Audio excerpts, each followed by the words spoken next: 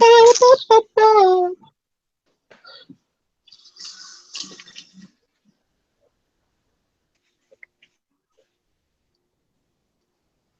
right, everybody see the live? Thank God for Swiffers. Oh, look at I you! see Yeah. the You got the baller one. You got the one. Did I hear? Was that a Swift I heard? Like, is that the one with the little? Got a little motor? Yes. Look at you. Okay, I got wood floors now and shit, so I can't be. All right, everybody see the live? Yeah, I Yeah. see it. Okay, all right. So we will come in 5. All right, get those last chews, coughs, whatever out. Sorry, I'm sick. I mean, it's cool. 5, 4, 3, 2. Hello, family. Welcome to another episode of the Chicken and Jollof Rice Show. I'm one of your co-hosts, Francis and Merlin, Francis and MD, and we have the full crew here today. So let's send it out to, you know what? Let's work it out, because let's start off the year with the full crew, and I can't send it to the Nigerians, so let me send it to my Sierra Leone, because we gotta stick together this year. What up? Still 2017, still taking those shorts, still stop white people, 2017, still pursue happiness and laughter, 2017, and I'm still holding down for the Midwest side. It's Lucy Fruity. It's still glad you got a second passport, just in case shit go down, 2017. Just in case. Just in cases. So let me send it out to my man who, he might disappear on us. So let's send it out to him while he's here. You all know him as the one, the only Angry African. Really, that's how you bring me in now? That's how that works? Wow. That was perfect intro too. I'm like waiting for I had no idea who you even trying to bring in. I'm like, oh really? Like that's what it is. So I'm just gonna say that I thought it's interesting that you decided to say I'm gonna have us stick together so I can't bring in the Nigerians. I thought that's a very interesting sentiment right there. But okay. Listen. Thanks, in Trump's America, you got to go with what you know first, and then branch out, because you got to know who really gonna have your back in case shit happens. So yeah, I gotta get my Sierra Leone first. We know now. Guess we know now. I mean, y'all nuts. Once me and Lucy are in the car, we gonna swing by and pick y'all up. We'll make sure y'all got places on the boat. You know what I'm saying? To get back across the Atlantic, we gonna look out for y'all. We just gotta make sure we straight. Y'all responsibility to make sure y'all together. Our responsibility is to make sure we're together. Okay. As long as somebody gets me, I don't. Yeah, you are one of them flyover states, as they say. So send it out next to my man, the East Coast Nigerian. What's going on, y'all? Word. Finally back on here with everybody. Missed you guys. And let's have some fun tonight. All right. There's a lot going on. I'll actually toss it out to y'all. What should we start with? Let's go in order. There's so much shit. Yeah. I know. Start with the Golden Globes. Oh yeah, y'all watch those? Y'all know I don't have real people TV, so I did watch, and I saw how Meryl, if she wasn't already in a lot of people's eyes, got sainthood. She made her play for it. She did. What is the award she was getting? Was she getting like the Lifetime Achievement Award or something like that? Something like that. And she just said, "Fuck it." She's like, I got something to say. Then just drop I have all of this. I have all of this white privilege, and I am going to use it on this stage. How Lucy, old is she? I watch the clips. So sometimes some award shows I watch through Twitter, honestly, and like Twitter will put up which is She is important to see. 67. She's 67 years old. She's 67. Man, damn, she looks 100. Shit. Damn. Really? She's younger than my dad. That just weirds me out. Anyway, I guess whatever. I don't. I think I've only seen like a couple of her movies. Whatever. I'm not here to call her like enough movies to like have a you know what I mean, a grasp of like her work and you know how amazing it is. Whatever. I'm sure she's amazing. This speech. So once again, I have TV, but it's weird TV. So I wait till people put important things on Twitter, and then I'm like, I hit play. And so I saw that at first the speech was like, she even seemed to have like a piece of paper as if she wrote the shit down. But then she stopped reading from the papers. I was like, what are you doing? Yeah, she's like, look, I'm an actress. I can use the script to get me started, but after that, we good. Yeah, like, she put the paper out, and then, but it was like just for show. She put the paper away, like, I don't need no fucking script. I'm Meryl Streep. Why did I get a Lifetime Achievement Award? Streep. I've obviously memorized this shit. Which, good job.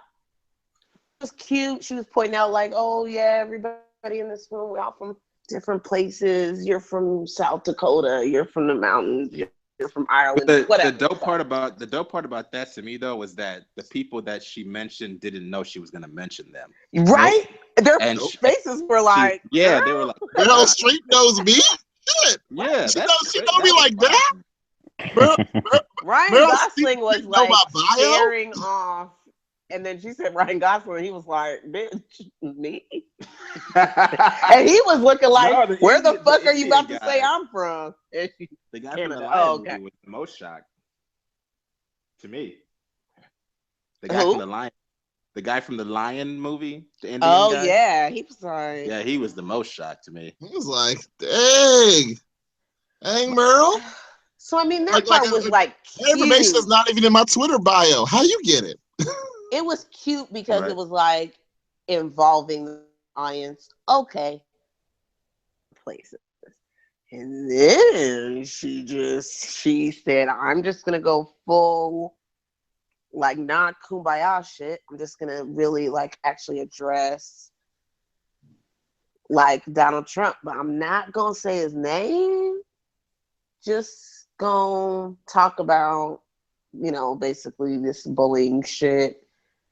I don't know. I guess it was cool because, like Francis just mentioned, like I guess when white people, if you do have a platform or whatever, I mean, it's a whole room full of motherfuckers listening to you, and like it's a little bit different from when Chris Rock was at the Oscars or whatever, like where they're expecting him to say racial shit because you're black and we're mostly white.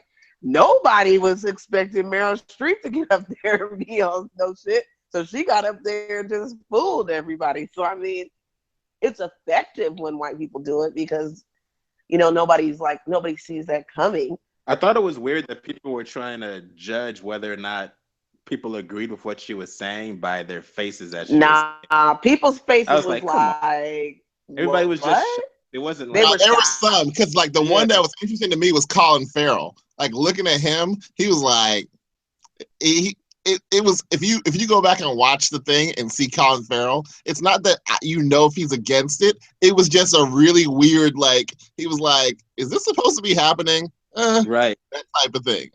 Yeah. You know whose face actually shocked me? Whose face made me laugh though was Denzel's face because they kept clipping back to Denzel. His face was so blank.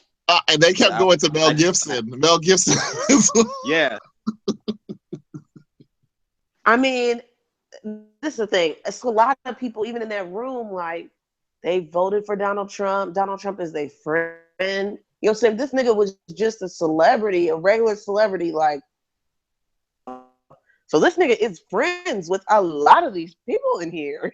You know what I'm saying? So it's just a little bit awkward and like a little bit weird. But I mean, I guess if you get a Lifetime Achievement Award and you 67 air quotes years old or more, I think she older than that, and You know what I'm saying? You don't know how many more movies you're gonna be in. You're probably like, fuck it, I don't know what else I'm gonna get a microphone for this long and this many people. So I'm gonna say whatever the fuck I want. If I came to play my horn, I'm gonna play my motherfucking horn. That's what's gonna happen. So shit, I respect that. And they didn't even. I mean, they didn't even attempt to play her off. Oh hell no! Questlove was like, I wish somebody would look at me to go ahead and play her off. Questlove was like, ain't nobody. I just got hair to comb. I don't know what y'all talking about. Listen, Questlove was all in this. Questlove recognized. He was like, I can't say this speech right now. Ain't nobody gonna listen to me. Listen, yo, Meryl, what track you want with this? You need a mic drop sound? What you need? Did you see like that they misspelled John Legend's name? That was hilarious. I don't even know how you do that on accident. Or who doesn't know how to spell legend? Or Hidden Fences. So what I the Hidden Fences thing, the Hidden Fences thing got so funny because somebody actually made a trailer where they merged Hidden Figures and Fences. Yes. Oh, they did? The internet just will never let you down. They got so many creative motherfuckers on there, man. They're so really are creative. They really are, because not to get off topic, because I just saw this though. But somebody did the thing where they mixed Meek Mill's Fall with the scene from Home Alone. Yep, I saw that. Yeah, I saw that. That joke, the internet's undefeated. Internet is always. But the thing about always comes through. Well, the Hidden Fences thing, I was Laura Bush, I think, who did it the first time, right? Like a dude said it later in the show. I can't remember who they said did it. So I wanted to blame it on like a teleprompter or something, but it's like, no, it's just white people actually saying that. Says a lot about what they think, though. Just literally like either one of these. I don't think I've ever even heard them make a mistake like that, like movie wide. Yeah. Listen, but here's the thing though, and that's the sad thing, because you like unrelated movies. They don't have shit to do with each other. They don't have shit to do with each other. With the exception of that they include times from the 1950s. Other than that, and black people, like other than that, and even you're in the black movie, right? You're the black movie. Oh, yeah, man. That dude, August NASA. Yeah, August NASA was the shit. Like they're so really great playwright. So confused to have more than one black movie to actually think about. Because there's three. They couldn't do it. That's the only reason that Moonlight wasn't in there was because they're like, we can't figure out a way to add that in. Because there's three really great ones this year. And the question also is going to be what's going to happen in terms of nominations, because now that they've expanded in the last few years, like how many movies are going to be for best best movie and all that stuff, best film and all that stuff. They've been trying to throw a minority a bone and stuff. But that there's three, and basically what they did, that whole Golden Globes was, oh, we like this movie that's about Hollywood. That's like a homage to Hollywood and all this stuff. So we're just going to go ahead and that's going to win all the awards, which is ridiculous. Absolutely ridiculous. Someone called it a rim job for Hollywood. It really was. It was like, you know what? We've been taking this beating the last few years of people talking about all the minority stuff. So you know what? Fuck the minorities. We're just going to be on this Hidden Fences shit while we go ahead and praise all this other stuff about us. Hey, man, shout out to Tracee Ellis Ross, though, for winning that for Best Supporting Actress. That was dope. But my favorite thing about Tracee Ellis Ross, though, I know, is that she has finally grown into that face. Wow. And wow. I thought he was going to talk about the other end. Wow. I'm so happy for that, because she has had, wow. African. And you wonder why I introduced you the way I did.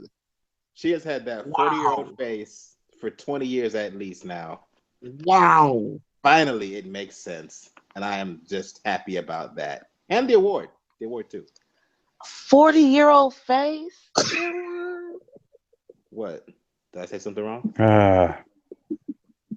What happened? Hey, yeah. You are so ain't shit. Like, you know what? I'm now just gonna call you the angry ain't shit African. Like, that's just basically. That's perfect. Because when you do this, you might be the most alliterative person. Are you saying it's because yes, I did that on purpose. Right? I'm glad you noticed that. That her face has always been this age and she has caught up? Yes. That's what he's saying. Okay. Well, you know, I just wanted to clarify. That's literally what he's saying. I mean, okay. Oh, shout out to the show that Lucy hasn't seen yet, Atlanta, also coming through big at the Golden Globes. Yeah. You know, all kinds of shit won that I ain't never seen. Whatever, Moonlight, the one, I ain't seen that. I'm just a terrible Black person. I don't know what Moonlight is about. I don't know what it is. I said, is this a video game? I don't know what this is. I'm actually going to go see it tomorrow. Like it's been on my list, but I just hadn't had time. To tomorrow night. But why is it a secret? Like, tell me what the damn movie is about. Like, nobody ever say. In my mind, I'm like, yo, is it like is water involved? Is it like can they have give me to leave by the moonlight? Is how they travel? Like Fences, I have an idea. Hidden Figures, I have an idea. I don't have no idea what Fences is about either. You never read Fences, like any August Wilson play? No. I went to a white school, so I didn't even know that. Well, actually, you did go to school in Indiana, and you're not really in the arts. So I'm not artsy. Dang. Yeah, you ain't even have the blacks because the thing about it is you gotta have that like time when you go to the black school or you have that white teacher that's like the liberal, really nope, guys. Liberal white teacher. Didn't have either of those guys. Yeah, that's how you get that Fences in your life. I read some of his work, but that is a particular one that I haven't. Really? Like I mean, I've seen it like 3 times and I've read it. I'm not saying this to brag, but I'm saying it in that it's really interesting because I mean it's a play that a lot of people, that's like the play that everybody puts on, the August Wilson play that everybody likes to put on. What? Right. Oh yeah. Okay, well I'm with him. I don't know what these movies are about. I will go see them, I guess. But it would be nice to know what this Moonlight shit is about. Family. Hold on. It's time for a very important PSA. This is really necessary. Family, this is Francis and Maryland. Now, you might, if you have not, you might have already discovered this. But if you have not, I have a PSA and a word of caution for you. Fences, especially, I will say, if you are a man that is dating, if you're someone particularly if you are a man dating somebody, and if you have been, during the course of your relationship, ain't shit or so forth, Fences is not the date movie for you to go to. Trust and believe, Francis and Maryland. I read the book. I read the play. When I was a teen, I didn't quite understand it. I saw the play. I've seen the play several times as an adult, and I'm letting you know, the actors that I saw in those plays are nowhere as good as Denzel and Viola. So the level of ain't shitness that Denzel is going to bring and that Viola is going to have to deal with, you are not ready for that if you're just going to go home after that movie. This is not a date movie, okay? If you think, Denzel and Viola, we're just going to go see good black movies, black actors, for the sake of your relationship, please heed Francis and Maryland, who is telling you, do not go see Fences if you have some ain't shitness over the course of your relationship. Francis and Maryland out.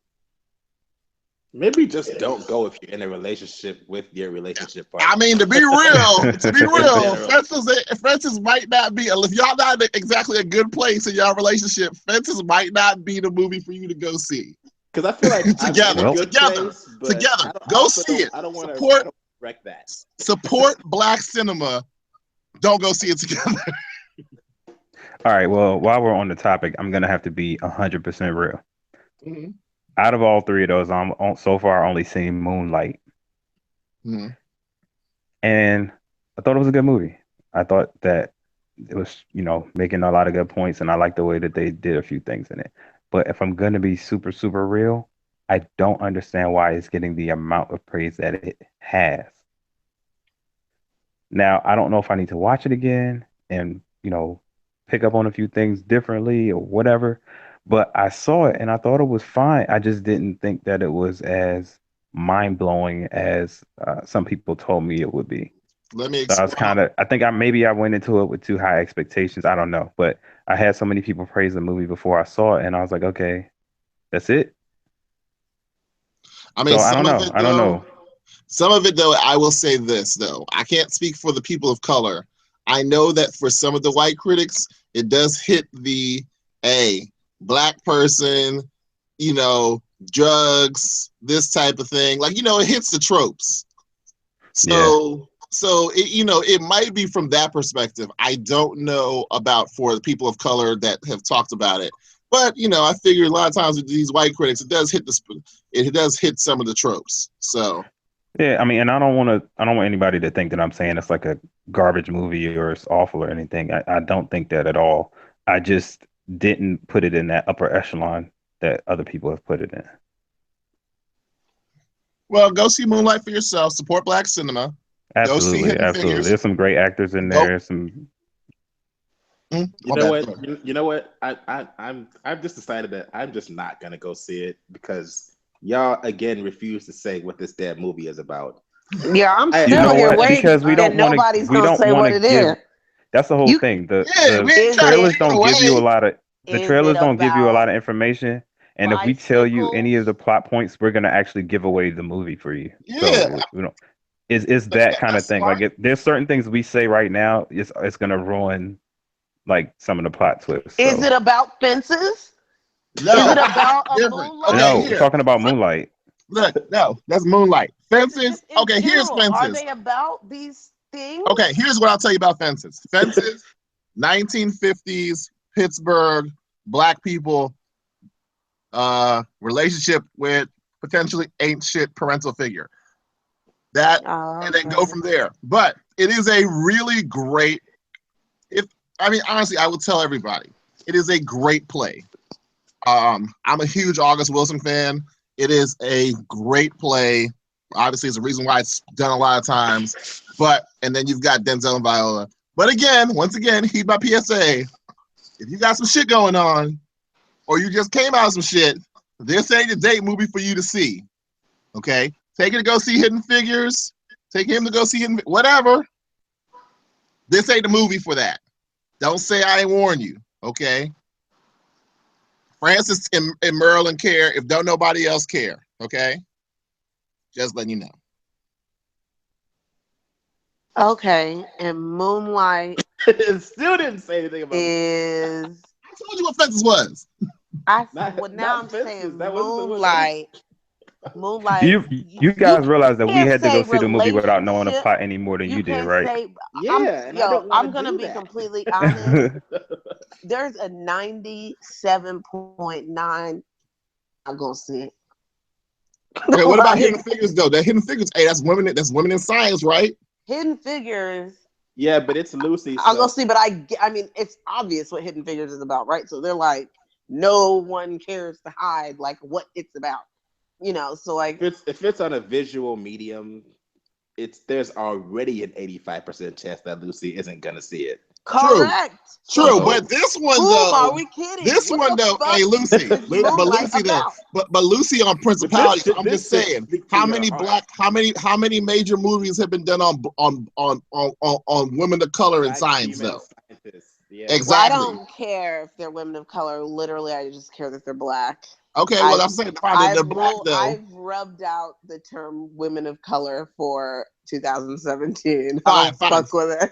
Okay, fine. So I mean, I'm saying, Lucy, you gotta give this one box office though. No, obviously, no. I'll go see Hidden Figures because like I have to go, do things in the regular world that involve Indiana Nigerians. I don't want to. I have to go see. I have to go see the film. All right, listen, Lucy. Just saying. So, okay, if there is an Indiana Nigerian, I'm just saying. If he already, they already kind of ain't shit. Don't go see Fences with them. Yeah, I'm not going. And just since Moonlight is about werewolves, apparently, because nobody's gonna say with black werewolves. Mm-hmm. Put it like this. Put it like this. It's about a kid growing up in Miami and what his life is like. That a black kid growing up in Miami and the trials and tribulations that he faces growing up. Okay. That is literally the most I've ever heard about that movie. So I appreciate it. Thank you. That was so hot. That was hot. So hot. Because I literally was just like, maybe it's a fantasy movie. Maybe it's like Twilight. Moonlight. I don't know. Nobody's. Nah. Okay. So shout out to Atlanta for winning. I don't know if y'all brought that up already. I didn't hear. I did bring it up. Yeah, you can't I thought I don't know what Moonlight is about. Migos. I thought it was funny he brought up that Migos. The trailer with them out being like. So are they in the show? Are Migos like in the show? Oh yeah, they make episode 2. Was that episode 2? Yeah. I can't remember which episode, but they were in it. And the crazy thing is, did you see how like it's their origin story too? You see how that song got like majorly popular after he shouted it out? Number 1 on some kind of downloading site or something. Yeah, like it got like 10 million views on YouTube right away. Like it was something stupid. And now the Migos said they're gonna do a song with him. They're working on a song with him. Lucy, seriously, it's a Migos. There's a Migos origin story in the 2nd episode of Atlanta. Is it supposed to be true or no? I mean, it's what it is. It's a Migos origin story. The thing is, the Migos are literally like maybe 12 years old. They're like young. So I think you're mixing up. Are you mixing them up with Ray Shremmer? Isn't that? Are you mixing them up? The Migos are not old though. They're not old. They seem I will say older this than you would think. I will say this: their fake jingle for Rap Snacks is amazing.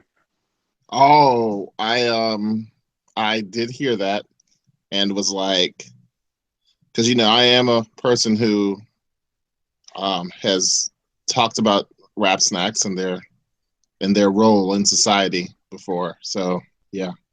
Good job, Migos. I don't listen to any of your stuff. As you recall, when we had our episode on the top 3 MCs, we all picked our guests. Yeah, they did. Picked the Migos as 1, 2, and 3. Oh my gosh. They did. They did. They did indeed. The Black Podcast. They did bring them in and talk to them, and they're like, I didn't have any words. There really wasn't anything to say on that. I think at that point I had said that I was going to actually look into Migos and see what it was, and I still haven't done that. And I'm surprised you didn't. After you saw how they came to be during that episode of Atlanta, I'm surprised you didn't go. No, yeah, did not. I was curious. I haven't either. I'm not gonna lie. Like family. The Migos are just. I mean, they're hey, cool.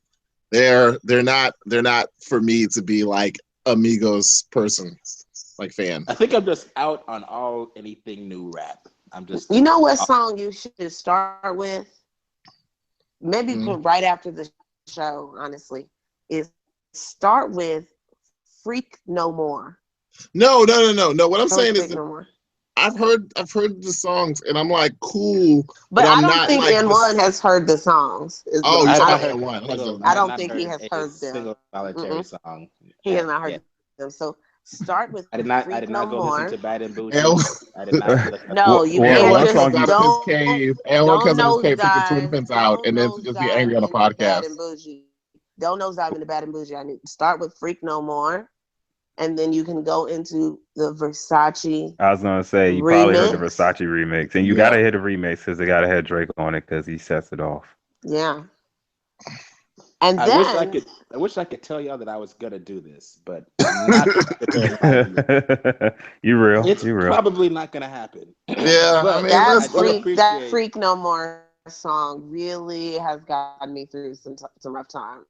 I was happy to see that That white song. folks. You hear that? Just let that sentence play out in your minds again. Let This me song tell called ya. "Freak No I More" has know. gotten me through some rough times. Like And I I know. don't I even don't know know if if this is like a I was backstory about you laughing so becoming an no. exotic dancer. What I need. I What I don't need like you what's guys to happening. do. You know what? I don't know what to say. I heard that and I just left my body. I'm done. That's so good. That So should good. be honestly. That should just be like your motto or like your thing on Twitter, like your whatever on your bio or something.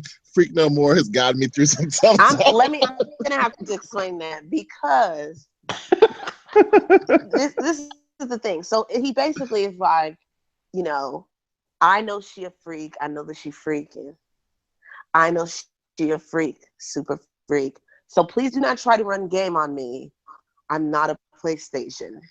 Please do not try to run game on me. I'm not a 360. Then she told me, no more. She don't want to be a freak no more. And that, first of all, that's brilliant. Don't try to run game on me. I'm not a PlayStation. I'm not. Me either. Firstly, right? You're also not a 360. Brilliant. I think that it's just Now, if you said PS4, I don't know. telling. Might argue.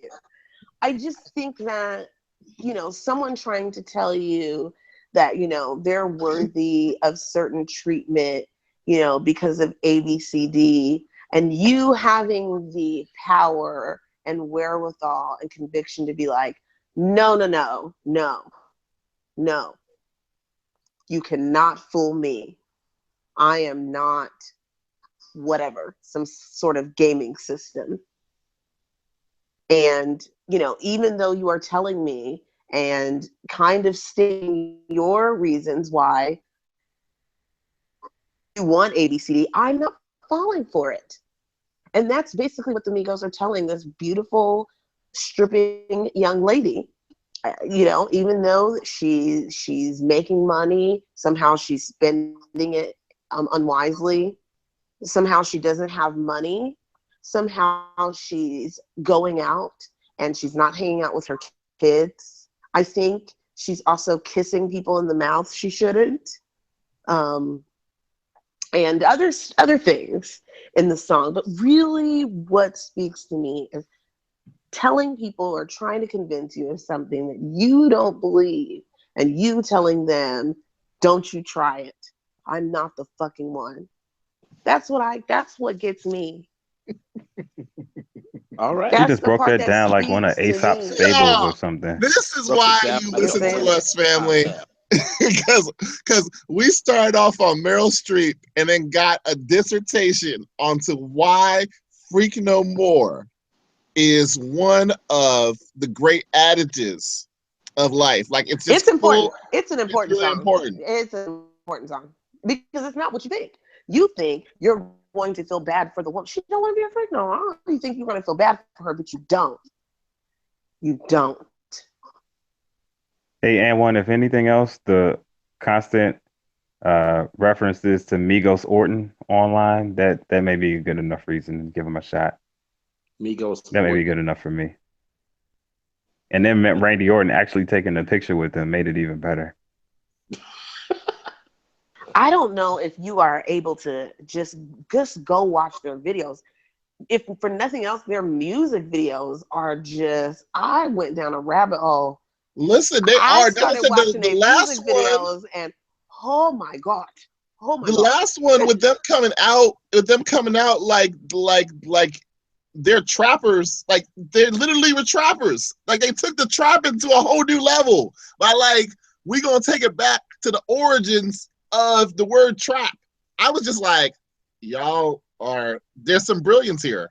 There's Oh some my gosh. foresight. What's the song where they're dabbing, but they don't just call it a dab? Crap. Oh, I know what you're talking about. I remember the name now. Oh, what is that Cause song? It's a dance. yeah, So This is about to listen, bother me. Now I got to like Google I this. said, I'm never going to be like the ultimate neo. So you call.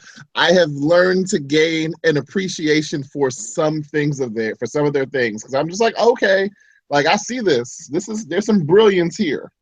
hey, Okay. one of them actually made discriminise a verb. So I mean, me being a smither of words as I am, I don't know if I could let that slide. But Discriminate? they have some moments. They have some We moments. out here I can't let discriminizing. discriminise. I can't let that happen. Don't make me start using that. I'm saying I don't think I hate Oh, it. pipe it up. That's what it is. Yes. Watch that video. Pipe it up.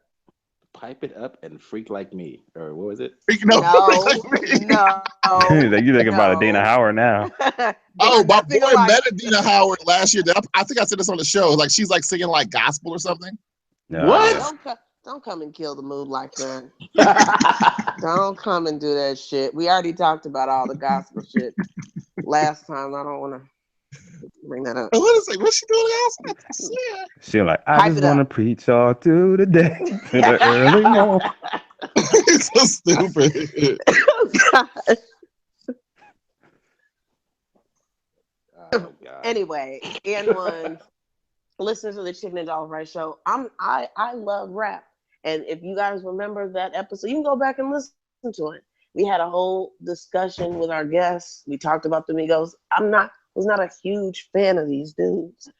They fucking grow on you.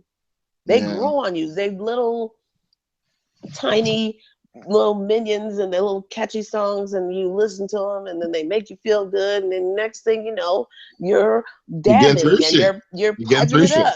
Yeah, and you're getting through stuff, and people are trying to play, and you are like, I am not a 360, nigga. I'm not a PlayStation.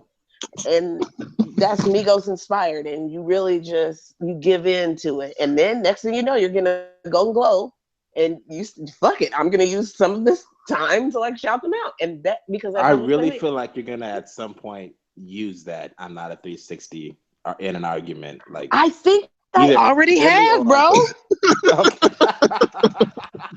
Yeah, and you're gonna stop discriminating.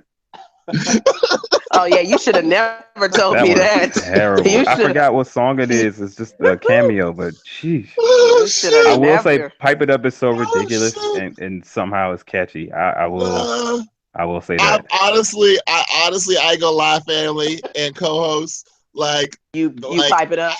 I have like let's just say that my eyes are getting a little wet. Like I am laughing, and some tears are starting to come out. I thought you was just gonna admit, yeah, I pipe it up from time to time.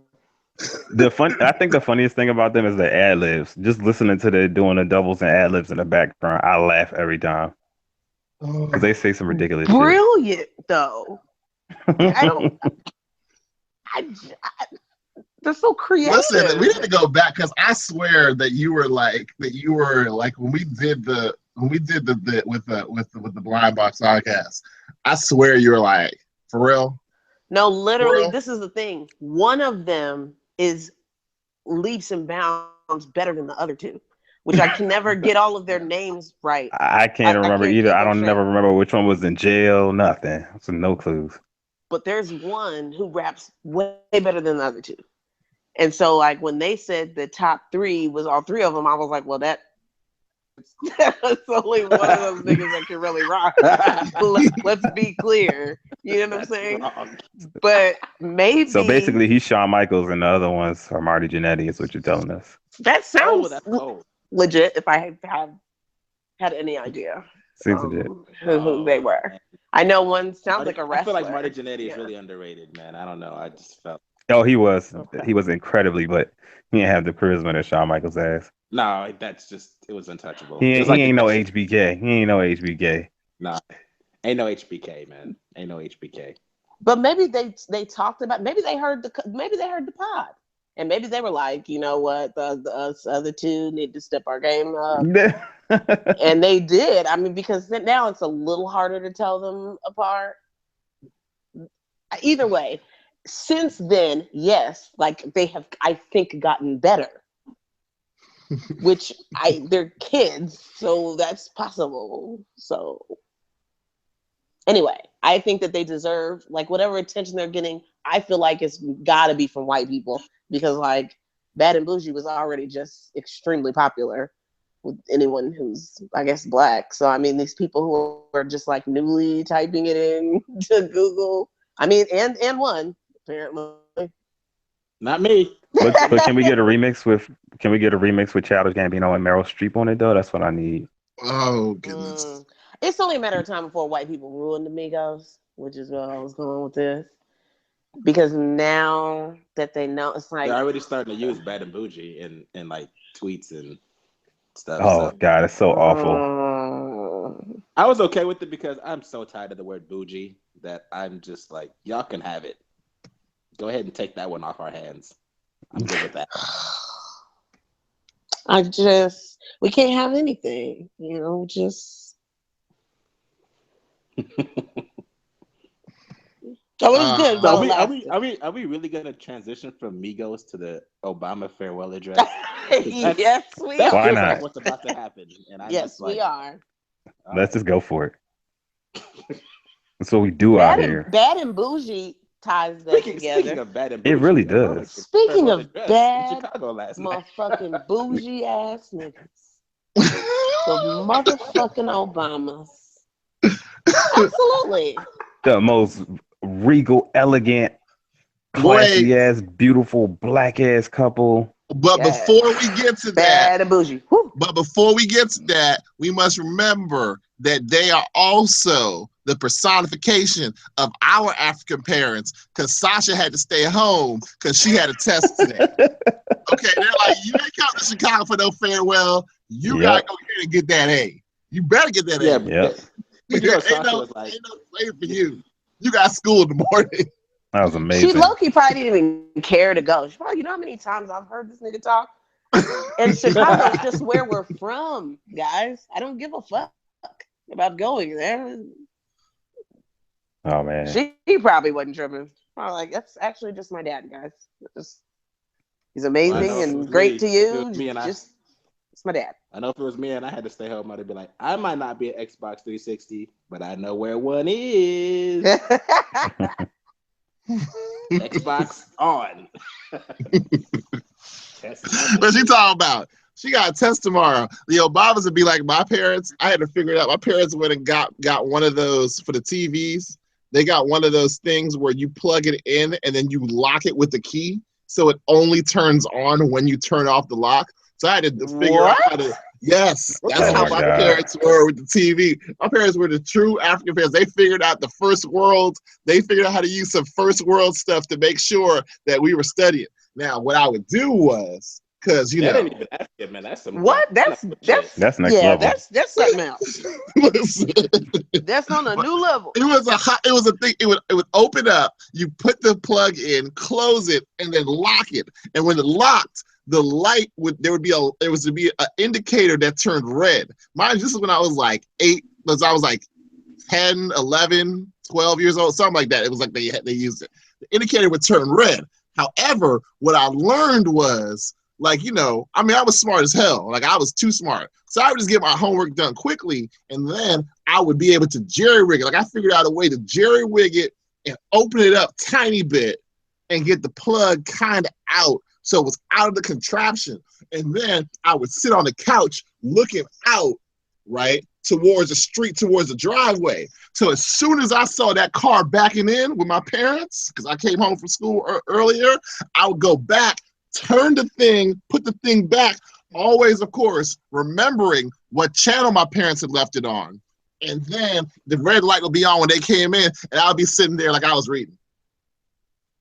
That sounds like exactly wow.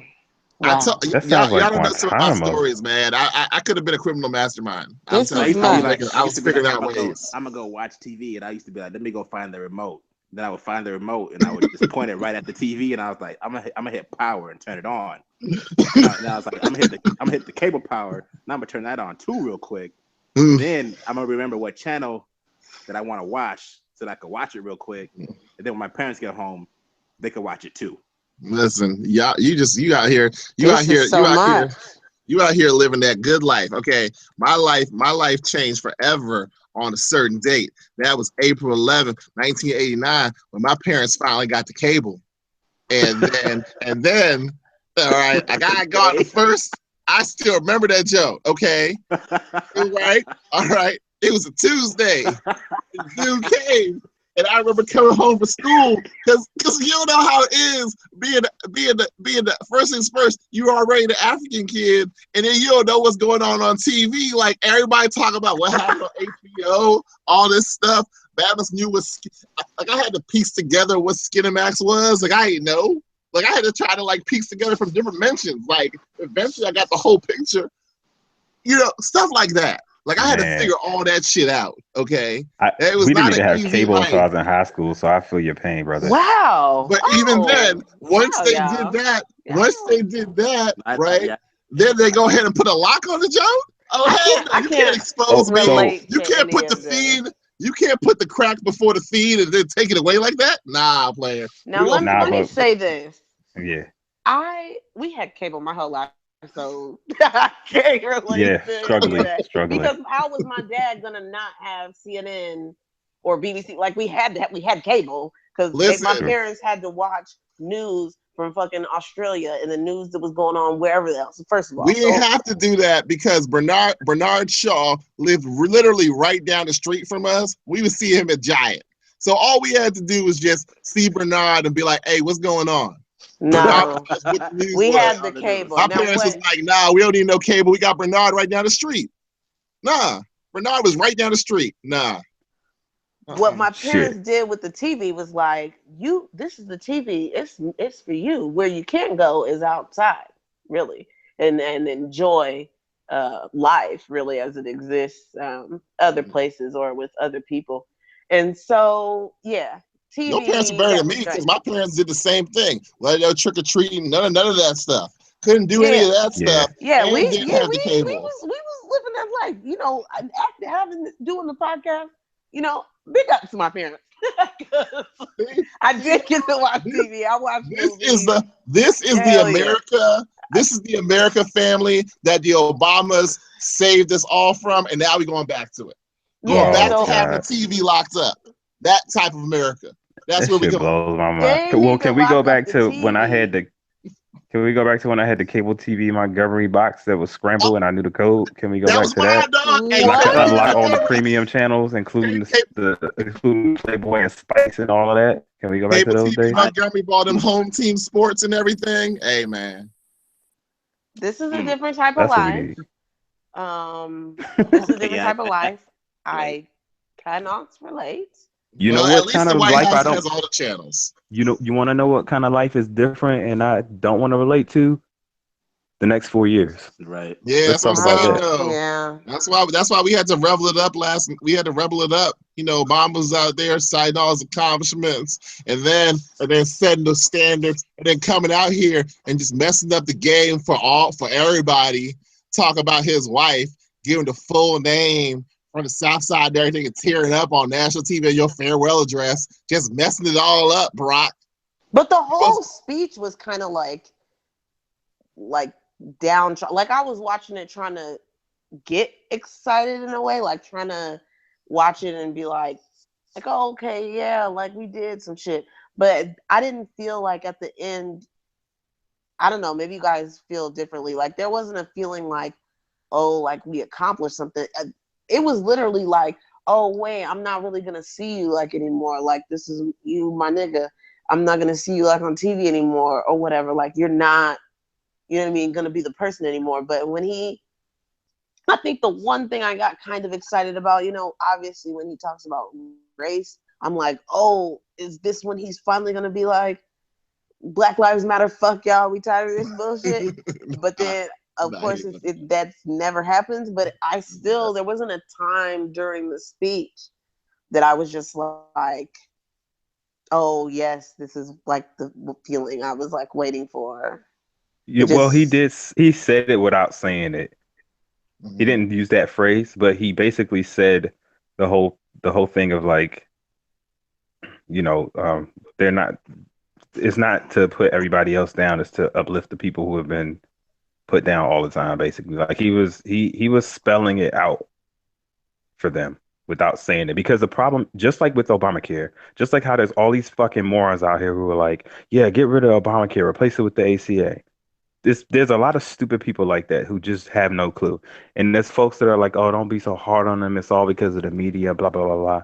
It's Republican, base that's coming from them because they're trying to scare people. It's like a fucking fear tactics or whatever. But it's the same thing with Black Lives Matter. You say Black Lives Matter and they'll get terrified and think, oh, they're terrorists, they're this, they're that. But if you actually explain the concept at a basic level and say, it's not about putting down everybody else, it's about uplifting a group that has been told for hundreds of years that they are useless and they are worthless and they are nothing and blah blah blah blah, and point to examples of how they are treated poorly. And sometimes people go, damn, I didn't think about that. I see it. If you change the way you say it, all of a sudden people fucking get it. And it's the most frustrating thing in the fucking world. I can't tell you how many times I've tried to explain the healthcare shit to somebody, and they're like, oh, well, Obamacare, blah, blah, blah, blah. It's bad. It's bad. Then I explain what it actually is. They go, oh, I didn't know that's what it was. So you were mad at something you didn't even actually understand because somebody Mhm. told you to be mad about it, not because you actually took time to learn what it is. You're just mad because you hear that phrase and it automatically triggers anger. White people hear racist and they automatically get upset. Oh, they want to defend themselves instead of actually having a fucking conversation and learning what the problem is. That's the issue that plagues so many fucking people. And it's the same thing with Black Lives Matter. They hear it and they automatically have this reaction. They don't even actually know what it's fucking about. Man, look, man. Hey, you hear all this stuff. You see the last couple of days, you know, all these people talking about Jeff Sessions got to become the attorney general. I turned on the TV today and just switched over, and I got senators defending him because I mean, he's a senator and all this stuff. And then you got like the president of the Fraternal Order of Police out here, like, oh, like these people need like it's so frustrating in so many ways. If for the things that there are people who have issues with Obama in terms of some people like he didn't go far enough, he didn't do this, he didn't do that. But there's such a departure in, I guess the best word is decorum in some ways. And it's so stark that you might not have thought about it before, but you really notice it now. Especially the contrast of looking at Obama's farewell address and the Trump press conference, and after, let's just say, all the allegations that have been out here, that are out here, and seeing the two, it's something where you're just like, how is this, for all of this, greatest country in the world, this, and this, supposed to be setting this example, all this stuff. Let's say you actually believe that. Let's say you actually buy into all that. And there's a lot of that stuff that I've never bought into. Let's say you actually buy into it. Then maybe the last example of that almost, if you want to say it was a farce, or if you actually believed it, is walking out the door now.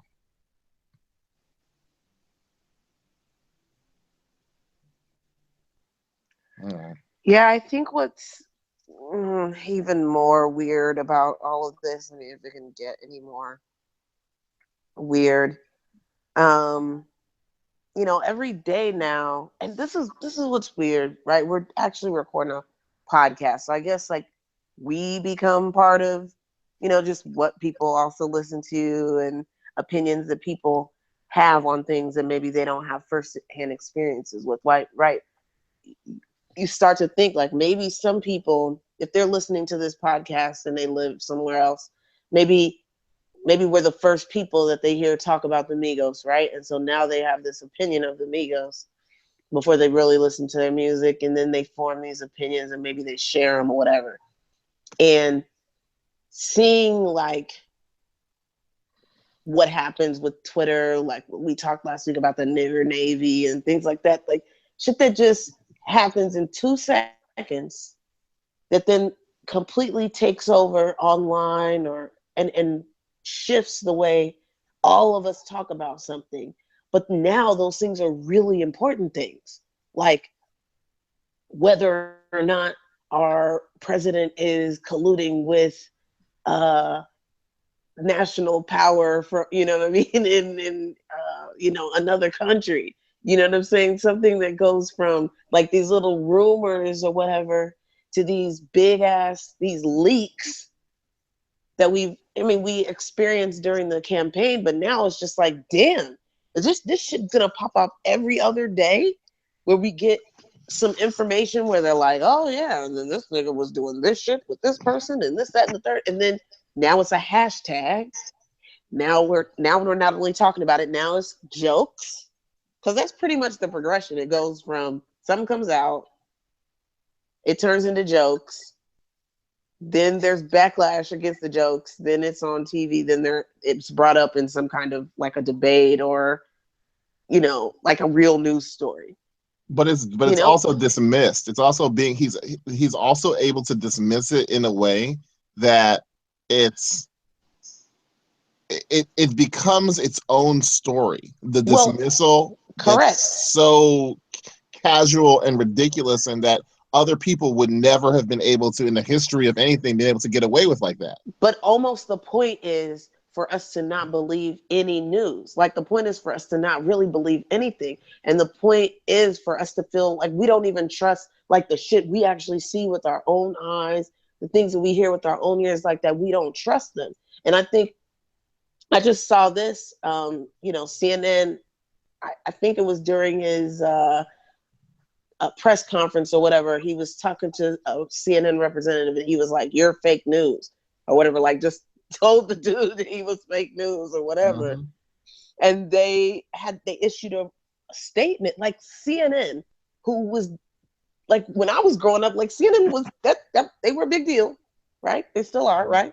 Hey, Bernard, hey man, you knew the Bernard was under the, remember Bernard, while the bombs going off, like, yo, I'm here under this table, these bombs are outside, but Bernard was there. Like we were all with Bernard, like right after next year, LA riots, everything, like you turned to CNN. So CNN had to release a statement. I'm just going to read part of it. They said, we made it clear that we are not publishing any of the details of the 35-page document because we have not corroborated the report's allegations. Given them that members of the Trump transition team have so vocally criticized our reporting, we encourage them to identify specifically what they believe to be inaccurate. I have never seen another time when the news, mm-hmm. like people coming at the news, like this is fake, but not having like it's fake because of this. And now our news media is actually, those are the people that are actually in the story, not creating the story. And it's brilliant because the news people are now the enemy. They're the enemy now. They're the worst part. They're anti-American. That's the crazy thing. The news is now anti-American. I didn't mind the news being put on trial, to be honest, because not that they're fake, but they are unreliable, and they haven't been held accountable for that. Oh man! But then my issue is you come to the who is reliable. So the thing is, I understand what you're saying, and that's ridiculous. I understand what you're saying because yes, you have to have different views. You can't just have one news source, obviously. But then as the audience, I mean, I'm not a reporter, right? So I'll I'm say, not a reporter. As a former reporter, I'm going to say to put the media as one monolith is absolutely ridiculous, and that's why I have a problem. Honestly, Angry African. That's why I have a problem with what you're saying, because what you're saying is that every source, everything springs from the same wellspring. Now, if you want to argue in some ways about the makeup of the media, I'm right there with you, because I think the makeup of the media a lot of times, in terms of not being comprised of people of various ethnic from various ethnic groups and so forth, can limit the perspective that is brought to the media in terms of how things are looked. But if you're going to say that they're not accountable, I find it absolutely ridiculous, because there are different sources and different places that you can go and corroborate many things from. Like if you find something unaccountable, there's a way for the public to push back on the media. Whether or not the public decides to do that and how it's done, that's a whole different story. Are we now? So yeah, I would. Yes, so I mean, Go ahead. I'll just disagree, because to me, I don't. Well, I guess I'm not invested enough in the opinion of the news organizations to care if they find it that it's unfair for someone to categorize the entire news industry as being unreliable. I don't care if that hurts their feelings or if they don't like it. Personally, they cater to a certain audience. Every time they broadcast, they present only the information that they want you to know, and they present it with their own opinions embedded into the actual news item. So That's true. To me, to sit there and digest the news and the way they disseminate it, they aren't doing so in a manner that makes everybody informed. And to me, if that is supposed to be what you're supposed to do, then you're not good at it and you're unreliable. And that unreliability has caused something like a Trump to happen. They are very much a factor in why we have who we have as president. No, I agree with what you're saying. Whoa. Really quickly though. I agree with what you're saying, N1. I think that there's a difference though between saying that there's biased news and biased coverage, and then calling something fake news. Because when you call something fake news, it's as if it did not happen, or as if it's just been fabricated. Like if there are instances and things that did not happen that are being reported as happening. And I think that you can't call something fake news. And it doesn't take into account at all the responsibility of the audience. Because honestly, I get what you're saying, and that's why I made a point to talk about the makeup of those who are in the media. However, don't act as though there isn't a responsibility amongst the audience. So the audience is like, well, here's what we want. We want it this way. It needs to be this way, and so forth. It's like you're saying that the media by itself is solely responsible, and you're not taking into account. And people might say, well, the audience is composed of like white Americans, which is bullshit, because at the same time, it's just as much people from different minority groups who have a say and an influence in terms of how the news is disseminated. Well, I didn't say they're solely responsible, but I do believe they do bear some responsibility. So I'm not arguing about that, but you did speak of it in like absolutes though. But I don't even think that the audience. I don't know about that part. When you look at news, it's not necessarily a two-sided. You get a newspaper, you expect the expectation of the reader is that what they're reading is true. That's the expectation, is that it's true, not that they're going to be putting what they think I want to see is true on it. That's not okay. It's not your idea as I'll tell you turning into your responsibility. That might be responsibility is on the news media to report things as they occur. Like as they happen. You are right, but there's also a responsibility in terms of how the audience. There's also a responsibility in terms of how the audience receives it. You are completely correct in terms of the news media supposed to be able to put the news out in a way that is completely accurate. However, we have now gotten to a point where a lot of major newspapers have things in DC. The Washington Post puts out the Express, which is the like trimmed down version of the news. It's not because we don't have time. People don't want to look at a whole newspaper. They don't want to look at a website. They just want to capture this in this certain period of time, in this certain amount of space. Give it to us in 5 paragraphs, the whole story. And so because of that, it changes how the news is put out and how much and how much information you are getting. And so for there to not be any look at the responsibility of how the audience demands that the news be put out or that the media report things is also irresponsible. I guess I hear your opinion. I just don't necessarily agree. That's all. We'll have to see how this changes if the integrity of American and maybe global news reporting is going to be able to be maintained, especially during this Trump era where we're seeing this nigga's just tweeting shit. Yep. That is one of the worst things about him. It's as crazy as that sounds. I'm so sick of seeing him tweet. I'm sick of hearing his voice too, man. Tweets, y'all. His tweets are becoming the news stories. They are. That I agree with. They are. He says worse shit in his tweets than he does on TV. People believe everything he says. It's incredible to me. It is because his tweets are the news. Like it eventually. Like if you go to CNN's site now and go to any article, the comments are like, y'all are fake news. Not trying to hear it. Like they're getting killed. But this is where I'll agree with you in terms of how they're messing up. And what they're doing is, as the media, is that they are letting him define how he is going to present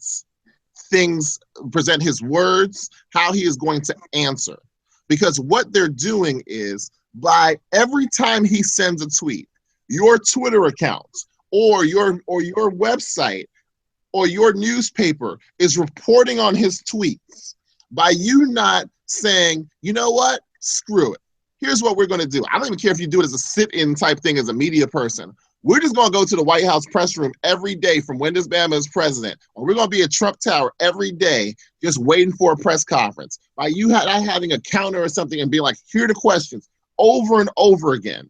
Yes, that right there is where I agree with you, where the media is shirking their responsibility in those ways in terms of how he is. And so it's making it that they're saying that it gives the impression that when he reports something, that it's the truth and that it is worthy of just being used, just those tweets, and he can get away with it.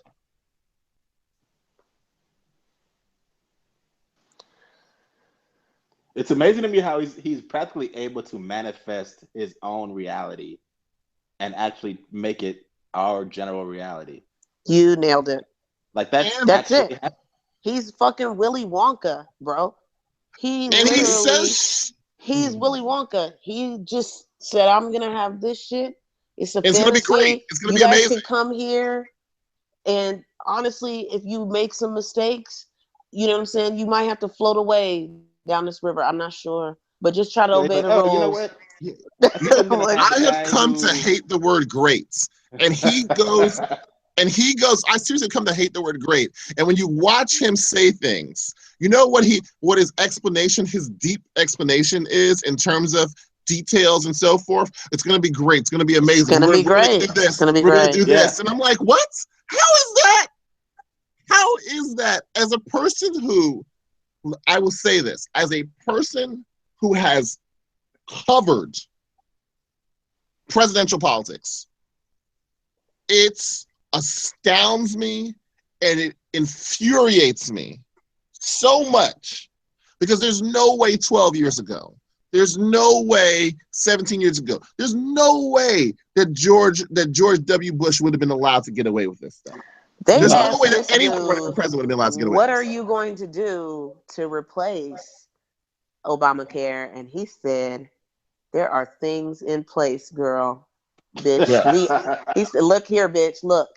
Yes. This shit it's a plan, and guess what? And the plan is gonna be off the chain. Now just you wait, and it's coming. It's gonna come in. When am I moving in? Monday. We're not gonna check it on Friday because we're gonna be partying on Friday. But Monday, maybe 2 weeks after Monday, it's gonna be a plan. You're gonna love it. Next question. He's gonna run this country like a reality show. That's the reason why I am going to be. It's going to be, like I said, it's going to be amazing. Like, the funny thing about this is one of the great things that history holds about being a president that is immortalized forever is every president's inauguration speech. And I am just waiting, because it's going to be the funny thing where years from now, hey, we're going to fix this. It's going to be amazing. It's going to be amazing. It's going to do this. And people are going to be like looking at all these speeches, and then they're going to get to number 45. It's almost going to have to be must-watch. Even though a lot of us plan to avoid it, it might be must-watch TV. The thing is, because he's not even the type of dude that could get somebody else to write the speech for him. Because there's no way that he knows how to memorize the speech. No way. He's the smartest person around. So he's gonna get up there and be like, "I'm gonna wing it. Fuck it." But on a serious note, God, can you imagine him at the correspondence dinner? Oh God. He's just gonna wing it. Why and not? He's gonna be talking about the ratings. Yeah, hey, my ratings are, what do you call it? All the dress. Like, it's hilarious that I don't even understand. And the funny thing is, he says things where you're just like, why is that even on your mind? Like when he said practically all the dress shops are sold out for inauguration. Why are you thinking about the dress shops? The dress shops in DC are like, no, they're not. It's like, ain't nobody buying none of these dresses. But another thing about his ability to manifest reality that is hilarious to me is that we that actually pay attention to what he says know that most of what he's saying are lies and impossibilities. He actually had a lawyer get up there, yes, and say a whole bunch of more lies and impossibilities and things that didn't make sense, with a straight face, as though what she was saying was actually accurate and possible, and in any way had to do with the actual law. And we were just like, and nobody questioned her. This is the reason why I was so upset watching the press conference. Like, you haven't had a press conference since just after you were a nominee, pretty much. You haven't had a press conference at all. And I'm sitting there, and I'm like, and the funny thing about it is, and I say this in terms of certain things, is that when you first get into reporting, especially on that level, and for me, I actually started as a college student, and it was like just a stroke of luck, and I shouldn't have really I didn't deserve to be on that level. Like, frankly, my professor, because I went to one of the better journalism schools, but like my professor was on the road with me. And the funny thing about it is, you're dealing with these people who are esteemed people, and they know how to hammer. And I'm wondering, because a lot of them have retired, especially in the last few years, they've retired. And I know they're sitting there like, I can't believe this is what presidential reporting has gotten to. Like, you don't follow up. You don't, what do you call it? Like, everybody and their mama. It's not about that. It's about tearing him apart. It is simply saying, we are asking this question. I am going to ask you this question again. What is your answer? What is your answer? What is your answer? Let us get an answer. And for people to just get away with like, oh, it's going to be amazing, it's going to be great, so forth. Have this lawyer come on. Oh, yeah, it's going to be this, this, and this. And for it not to be questioned, not to ask for specifics. On that and Lucy, I will agree with you in terms of the media not doing their responsibility. The question is it now going to come from other sources, or are people just going to be like, maybe they're just waiting. Maybe they're just waiting for some reason until January 20th. I don't know why. Maybe they are. We'll see. I think they might be afraid, to be honest. I think even because he has the ability to make people, for some reason, believe what he's saying, to the point where they become on his side and against whoever opposes him. So even the news, even with it happening at CNN now, I wonder what's gonna happen with Congress, because Congress doesn't all agree with the things that he wants to do either. Are they going to be afraid that he can campaign against them? I'm talking either side, not even just the liberal side. Let's put it this way. If you're, let's say you're a liberal right now, you really don't have anything else to lose but to be, not even just be an opposition, but to honestly be someone who is trying to stand on principles. Because frankly, you got a long way to go. If you're a Republican, the Republican Party got torn asunder by Trump, and now they're like, holy shit, like we actually came out ahead. But even with that, you then have to go ahead and question. It's a very simple question. Are you a politician or are you an American? Because the question is, if you are an American, then even with people in your own party, you've had times where you have questioned people in your own party. That's a reason why there are primaries. There's a primary system where people from the same party go up against each other for the same position. So what are you going to do? It's a good question, because I'm not sure how many Americans there really are up in there. Well, you know what? Let's turn away from this, because here's the thing, right? Speaking of the media, right?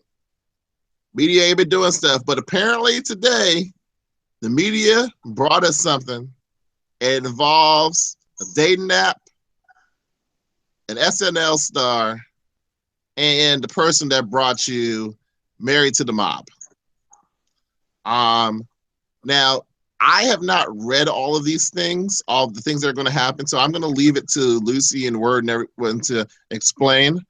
I will go through these on air. I stopped myself. I did start looking at it before the show, and I was kind of laughing a lot. So I'm kicking to one of y'all. Okay, I had to switch my situation because my battery is being stupid. But I was made aware of this earlier today. Now, there is a man, Michael Che, I guess is his name. Yes. I don't watch SNL, so I don't know who this nigga is.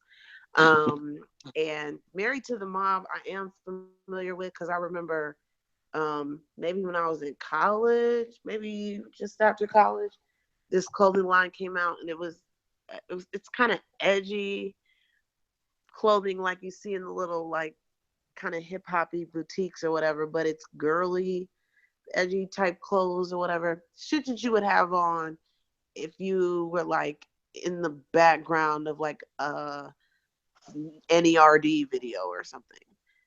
Anyway, the lady who created it is just this regular run-of-the-mill white woman named Leah McSweeney. Even has a Mick in her fucking name. Oh Lord, Lucy. She gets on. Well, you asked. So they own a dating app that I had never heard of. But it might be for rich people. It might be for white people who like black people. I don't know. There's some app. I don't remember what it was called, but it's an app that's almost strictly for like famous people. Maybe that's what it is. It started with a I can't remember what it was called. Whatever this is. I don't know what the dating app is. Okay. I don't know what it is. So basically she comes out with like she has a podcast, or she's featured on the podcast or whatever. She puts a podcast out that's like talking about dudes, when dudes bother you and all that, you know what I mean? Like how not to talk to chicks, or, you know, just something real weird. And she's talking about improper etiquette. And she's talking about like how men talk to women, and then it's inappropriate, blah, blah, blah. She basically gets on her podcast and like shits on this dude, right? And talks about, you know, whatever, all the ways that dudes harass you and all this shit. Comes with receipts, which dudes never have these. So I mean, the thing is, the black person in me was like, yeah, nigga, yeah. But then the woman in me was like, holy shit, bitch, what the fuck? They're learning. They're learning. Really dropped the ball, because when you first read the article, you're like, yeah, because you're a woman, so you're like, yeah, dudes, dudes don't know how to talk. You read these texts, she's being wild, weird, and he's being so normal. She's like, hi. He's like, hey, she's like, don't you just fucking hate this app? All the dudes look gay to me. I mean, except for you. Okay, hold on. Before you she basically pulled a street harasser's version of well, bitch, you ain't that fine, no way. And then She Bingo. left. did. That's what she did. Okay, Bingo. hold So on. you're Y'all going literally, before. as a Let me. woman, you progress through these messages. I'm not gonna read them. I'm not gonna read them all, but you progress through, listen to these messages, and you get more and more and more embarrassed for her. It lessens because she is white. So when you realize that like she's white and he's black, you feel less bad. She actually says something like, "You don't like me because I'm white," and Yeah. I thought in my mind, "Bitch, you're correct." Wait, hold on. Okay, all right. So hold on. So family, for a little more context, I am kind of going through these now as they're talking. The first message was in September, like end of September, right? So they goes and does this message, hey, and it's like, and I guess this app is called Rhea or something. Is your experience at Rhea awful? They all look gay to you. He's like, nah. And she's like, except you, obviously, right? So she talks about she's never been on a dating app. Wait, Which first is of a all, I would lie. have been done with her right there because that's just what? It's just a lie. I And heard it. I Okay. feel like So he even doesn't her mess. mentioning the gay thing, which she mentions it more than Yes. once, is Yes. to me, I already have an idea when I see the type of white women who they are in like maybe like an artsy field, like maybe they're around hip hop people or whatever, maybe they do artsy shit. Those type of white women expect black dudes to like them. Like they're Yep. that edgy white woman. Maybe she does hair, maybe she got that off, asymmetrical hairstyle or whatever. Or she puts a lot of It's black eyeliner on. Oh, Expect that hairstyle. they expect black dudes. So then she hits him with the gay So, thing, almost to bait him, like she for him to be does. like, I don't do that gay shit, because he Yeah. yeah. knows But that black dudes respond to that. he doesn't Yep. respond to her for He like two doesn't months. respond to it. He He doesn't doesn't respond say to her for like anything. 2 months, and she has to drop it. She comes back in like literally 2 months later, like almost 2 months to the day, and it's like, "Hey, remember me?" And he's like, "Yeah." It's like I'm just chilling. It's like they talk about where they live in New York. He's like, "Yeah, I don't really like living here, but it's close to work." And then she goes into this is where I was like, yo, you know what? I might mess with Michael Che a little more. She's like, oh, well, at least there's a lot of things to eat around there. And he's like, I'm fat. Like straight up, like, yo, I'm fat. And he's like, yeah, I'm 6'2", I'm fat. And then he says this, right, which is hilarious. He's like fat, like it's like, how tall are you? Like fat. Oh, I'm sorry. He says like a little extra something or overweight. How tall are you? And he goes like fat. I'm 6'2". Does that turn you on? And okay, listen, y'all. I've never done a dating app. Um, I don't know how these things go in terms of this. I've had interactions with women, plenty of interactions with women where we've talked over messaging things. I don't know. Michael Che was just like, look, I'm fat, I'm 6'2". Does that turn you on? The thing I about was it like, is, go ahead, dog. even right now, you're reading too much into that. That's just literally, there's nothing to that. Like, Oh yeah. there's No, nothing to that. Somebody literally just texting just to text. You're a fucking stranger. Like, yeah. he doesn't know No. her. No. But here's why I said that, right? So she talks about like, okay, cool. She's talking about how she moved away from where he is. She misses the city, and then she posts like a pastry, a picture of a pastry, and she's like, and I don't know if she just bought this or if she just found it, and she was like, she posted a picture of this pastry, and it's like half eaten. Does that turn you on? And she's like, Michael Che's like, no, not really. And And I'm like, see, what kind that of just game? struck me as your dry white humor that you thought, like, this you continue, because I have you continue. I'm reading this, and I'm like, what kind of game is this? And so It's she's not like, a and game. so It's and so literally he's like, and her so she's like, thinking she's gonna be more amusing to him than she is. And that, to me, it just shows that when she texts other dudes, she gets a lot more out of them for doing the yes, least, which is what that type of white woman she's used to. She's thinking, don't you see? Didn't you see my picture? Long blonde hair. Why are you not? oh my gosh, where do you live? Can I come get you? Can I come take you out? That's what she's used to. This Yeah. So okay, wait, you get a word. So he's like straight. So he's like, no, not. He's like, not really. It's like, so what does? And he's like, girls. And she's like, okay. And then, so here's what happens. She then says, are you more talkative in person or just fat? Now, here's what I will say. This is the one thing where I had a little bit of questions about, because I wondered if there was any, because, Michael Che is the one who's put out these text messages. So you never know, right, if there were any text messages that were deleted.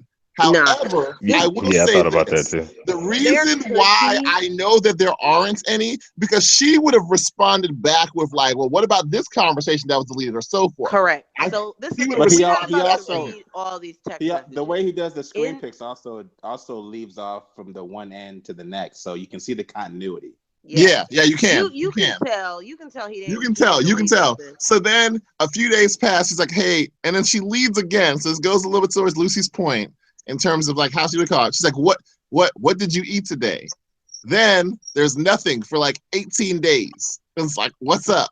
And then there's nothing for 10 days. And she's like, all of a sudden, out of the blue, like, and it's at night too. It's at 10:50 at night, 10:50 p.m. You hate me because I'm white. Now I'm going to stop you right there. I have to stop you right there.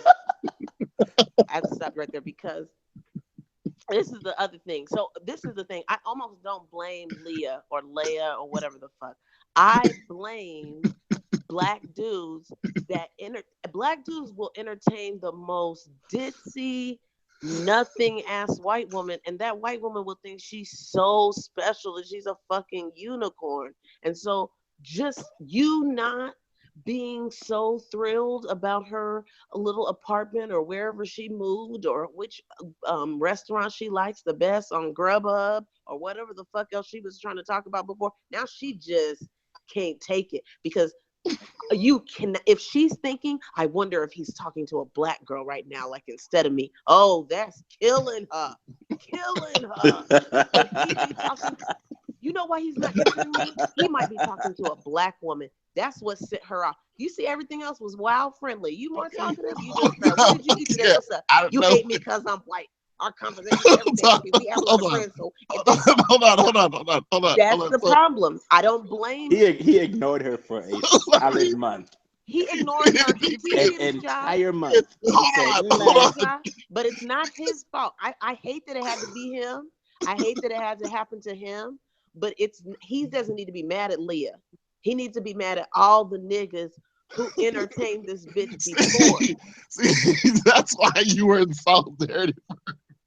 He need to be mad at them because you know what she was expecting to hear when she said you hate me because I'm white. That was a setup for him to be like, oh, I love white women. I only fool with white women. That's the answer she's expecting to hear. She's expecting to say, no, I would never hate you because you're white. I love me a nice white chocolate. Whatever honestly, the fuck white women that are into black men though are constantly don't understand when black men aren't pressed on them. You know what I mean? In general, because it's probably confusing. Like, yeah, they're just like someone made a joke about how a black woman that has a big booty is always confused if she's single. It's just, to me, it's like the same thing. Like white women that are into black men are just confused if the black men that they're into is not pressed at all by them. And that's same thing happened with what's her name, Lena Dunham. Hold on. She's so confused that she decided to make up this is actually a fake. Well, this is fake news. It is fake news. Fake news. She actually said, "You know what? I just got curved."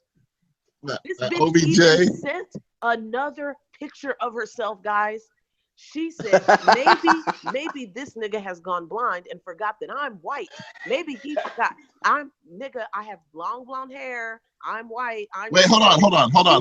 Let me finish. Hold on. Let me read this text, but let me read this real quick. Okay, here's where it goes, because it's not just white, but here is where the crazy starts to come in a little bit, all right? You hate me. Like, mind you, the last message, the last time he replied, right, was November 27th. After he said, girls. You didn't reply on December 1st. Yeah. He didn't reply on December 19th. On Thursday, December 29th at 10:50 p.m., here's where it happens. You hate me because I'm white. Our conversations are everything to me, by the way. We have a lot of friends in common, and if any of them saw this, I would be so ashamed. He's like, wait, what? Like, what you mean? Okay, hold on. Okay, let's go to the page. Like, and then here's what she says, okay? Because honestly, her whole game is completely fucked right here, right? She says, I like harassing you on text, and it's almost like pranking, except I'm not anonymous. That's what? Her trying to save herself from and then she's like, and I'm ashamed of it. Do you even know, I guess that's supposed to be, do you even know what I look like? And now, let me pause you right there. Yeah. That's her being like, do you remember that I'm white? Yes. Right. But here's the thing, but he doesn't even respond for another 3 days. Yeah, exactly. That's what I was about to say. He's like, okay. He doesn't respond for he responds on the second. And I'm like, yo. He doesn't respond to her. He even says, I've seen pictures. Because obviously, bitch, that's how we started talking. All right. He's like, on whatever profile you had. Oh, Rhea. And then she's like, you still fucking around with that thing? And he's like, yeah, I like swiping. Okay, this shit is hilarious. The guys all look so gay again. And he's like, I wouldn't know. And then here's where she comes in. And this is her last shot. My new profile pic is way better than it was. And then she posts her new profile. Let's pause right there real quick. Okay. When you say the assumption when you say, oh, you still fucking with that thing, is that you aren't. Yes. So why do you have a new profile pic? Yes, is that you aren't. And why are you still fucking with that thing after you came in contact with me? Don't forget that. The guys all look so gay. Except, yes. Oh, here's my new profile pic. But you still on it with new pictures. And the fucked up thing about that is that why would you even put like the thing about it is in terms of let's be honest, her game is mad trashy, right? Is that why would you even say, oh, you could have it would have even been better for her instead of saying my new profile pic. Oh, well, here's the pic I took the other day, blah blah blah or something. Right. It's like my new profile pic is so much better than it was. And it's this picture of her just standing. And I'm like, yo, the trees are more attractive. Like, I don't understand. Like, where were you at? That's what it's just. I have another problem. So I'm raising my hand, but. Okay, my bad. Okay, go ahead. She sent a picture. This motherfucker had to say, what do you think? And we all know that you never have to fucking say that. Right. No. You never have to say that. This nigga says, I don't remember the other one.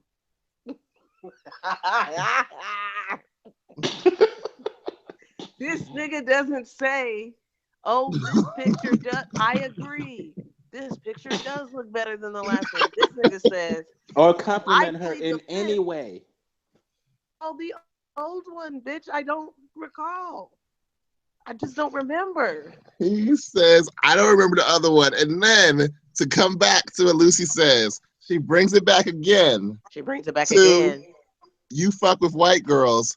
And then to save herself almost a little bit, laugh out loud. Oh, right. And he's just like, yo, like I told you before, fuck with girls. Like, he didn't say that I told you before. Because he's like, she I fuck wants with girls. to hear, like the ditzy bitch she is, she wants to hear this black man say he does not like black women. Like, she wants to hear him say, like, affirm her beauty and her whiteness. Like, to say, yes, of course, like, everybody loves white women. Like, because why have you asked? That's what she wants to hear. You know what I'm saying? That's why niggas got at her today. Like, you so weird to not only spin this story away from how it happened, you inserted your race into this narrative. That didn't go unnoticed. You know what I'm saying? Why you had to keep saying he didn't talk about being black? No, he didn't. And and then he's like, okay, you're not gay. I get it. Like, and I'm like, what? Like, I thought that was already well established. And he's like, and then she's like, gay reaction out of you is hard.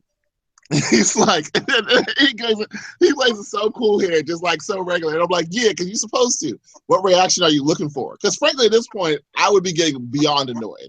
And she's just like, anything, interest, something. Like, and then as though there has to be some other reason. Because I was waiting for her to like talk about it as though it was about, go to the, the staples of being a black man, like drugs or something. She goes, "Are you hungover?" No, you don't ask any questions. You're so odd. And he's like, "You got that from 8 innocent texts?" And I'm like, dog, has he only given her 8 texts the whole time, or was that just today? Because I had to think about that for a second. Like, oh, it was today, but frankly, he hasn't been talking to her. It might as well have been 8 over the last 3 months. And then, do you ever want to meet up? Or are we just going to randomly text each other till eternity? Well, I did think it was odd you kept saying you're fat. And he's like, yo, straight up. He then says, I don't want to meet up. You text really strange declarations looking for a reaction, and I don't want to know what the real life equivalent of that. And no LOL. No LOL, LOL, smiley face. no, nothing to soften that blow at all. That's but she gave an LOL. And he was He just like, gave an LOL. And she's still texting. She keeps going. Because at this point, you guys, this is nothing short of things we discussed before. That is white, like, entitlement. It's literally just the epitome of it. You know what I'm saying? Just happens to be on a pseudo celebrity scale or whatever. They literally, and I have white women friends, I know I say this on the show, so I know don't judge me on here, but I really do feel like white women like feel entitled to our men. Like they really feel like if I want one, I should be able to just get the one I want, and that they all lust after me because I'm white. I'm like the standard of beauty. I'm the standard of whatever. And so white women really, they're offended. Like, are you serious? You don't want me? And so that turns into, oh, you're really funny. Like, oh, like, you know what I'm saying? So she tried to turn this into a joke. Hence, like the LOLs and you're hilarious. Like shit she keeps having to say. You know what I'm saying? To psych herself out, which doesn't work, which is why she still has to put the podcast out. Yeah, and then she tries to turn on him by saying about this next part. After the laugh out loud, after he was like, nah, I don't want to see what the real life is, she laughs out loud. You're so serious. She texts saying, I'm fat. I'm so fat. I think you're looking for a reaction. He's like, yeah, okay. I'm really good friends of Silas. He said you were a cool dude. Or I'd never give you the time of day with your bizarre texting. Laugh out loud. For really? And he's just like, dog, look, that's fine. Seriously, congratulations on learning. You're hilarious. Thank you. That's really nice of you to say. And then she does some emojis. And then she posts a link to the podcast. And I don't know if it's the same one. I'm assuming it is. Yeah, that's the same. Yeah, this is a podcast. The same one. That was a podcast. She posts a link in there and says, hope you can make some time in your business schedule to listen. You gave me some great content. Why men think it's okay to talk to a woman that they've never even met in such an arrogant and gross way. With emojis afterwards. It's definitely a disease going around. It's not just you. Don't worry. And he's like he gave it a thumbs up. He said, I just want to be serious for a second. Like those words, this is why this just struck me as this is just so disgusting to me for her to use the words arrogant and gross, because it literally just sounds like a white woman saying that a black man whistled at her when he did it. You know what I'm saying? For people to like, drag that black man for having the gall, you know what I'm saying, to think that white woman was attractive. Think of how many black men didn't give a fuck about a white woman, and a white woman was just waiting to get whistled at. Like, would just knew that this group of black guys was gonna whistle at her, or was gonna be like, oh my God, say something, and they didn't. And her ego was so fucking bruised that she had to go home and tell somebody that those black guys tried to touch me, because they did it. You know, and so just she's so wild corny, not only for, you know, being so eager for it, but then to like almost like she reprimanded him. Like she tried to be like, you know, don't worry, like to use the word disease. It's a disease going around, like something's wrong with you. You know, because of the way that you were talking to me, just makes me want to meet this bitch and stomp the fucking shit out of her.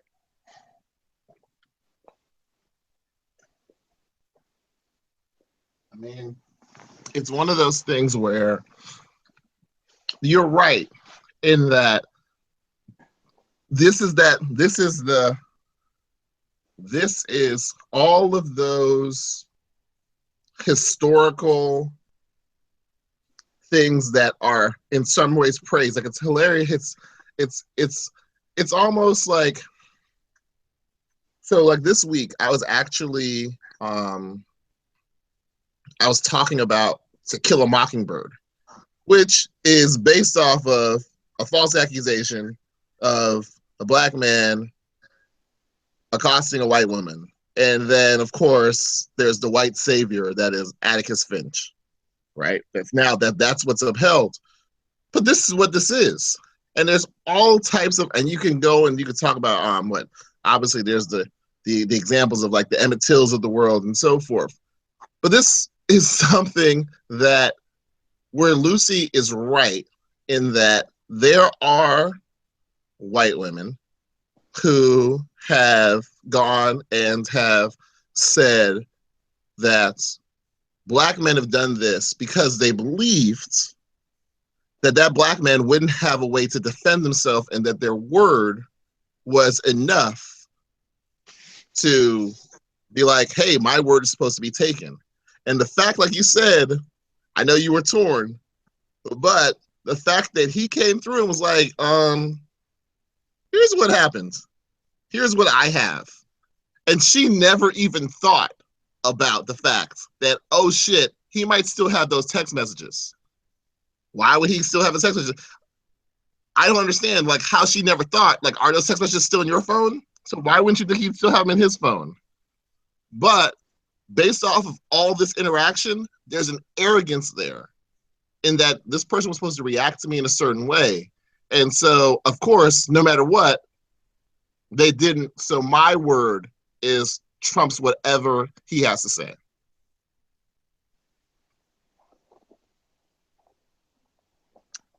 But it's so funny that she's the one that winds up being the arrogant and gross one when the evidence actually comes out. Mm-hmm. But it's also sad that the fact of the matter is, if he doesn't release these texts, people will take her word for it. And his career people would have been all over him. And I'm sure in the beginning, they were. I'm sure that they were coming after him full barrels. How dare you? Oh, you're just a piece of shit. This, and this, and this, and this. And why wouldn't you? Because Lucy's right. There are tons of men. They got mad at Trump. It's because he went out because he said something bad about a white woman. So, I mean, God forbid a white woman have a problem with you and you not be able to defend yourself, because this country just does not allow for that. No. So, wow, y'all, we just went straight. Like, there's just like a whole bunch of stuff just all came together. There was stuff we didn't even get to. It doesn't even matter. Like, frankly, this was a show that somehow all of it just came together in the way that it was supposed to. So why don't we just head to our minutes? And Let me send it out to. Nah, we not doing it, man. We took way too long on that last topic. We just leave it there. I want to do one quick minute though. Let me y'all, just. you had a good point, but you spent so long getting to it that we could just end it. Let me just do my quick minute real quick because we kind of glanced over something that I wanted to say. I wanted to do a minute on Joseph and Michael Jackson, but never mind. Okay, well, have fun. Go for it. I'm not doing one. All right, so the only reason I want to give a minute is because we kind of the whole Trump thing. We kind of glanced a little bit over the Obama farewell address, and the only reason why I want to give a minute is because I want to talk about the impact of that on me personally. And as someone who's took, a lot of, like many of us took a lot of great meaning out of the Obamas being in office, I was really, like, for me, even when the actual address started, like, I was like, it felt like getting broken up with. Like, that's how I felt. Like, I was practically heartbroken to see that this is the last time that he's going to be addressing us as president. And that was painful for me.